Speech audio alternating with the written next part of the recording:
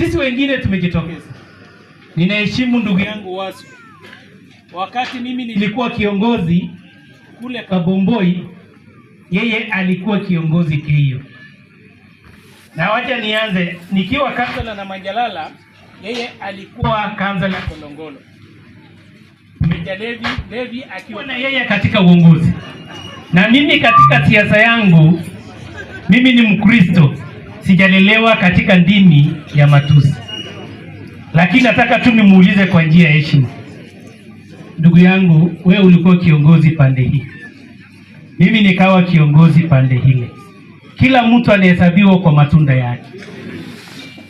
Tunda la kwanza tulipewa milioni 5 kama mortgage na pesa ya nyumba.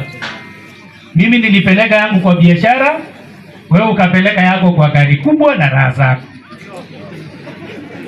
Ukachakuliwa mara ya pili, ukapewa milioni 5. Ulipeleka kwa gari kubwa, ukapeleka kwa raha zako. Mimi leo unaniita ng'ombe ya maziwa kwa jina la Baba na la Mwana na ziwe hivyo. Kwa sababu watu wakunywe kwangu, watu wafurahi, watoto naekeza aende shule, niende kwa matanga nisaidie mtoto maskini, nisaidie watoto waende shule. Hiyo ndio maziwa.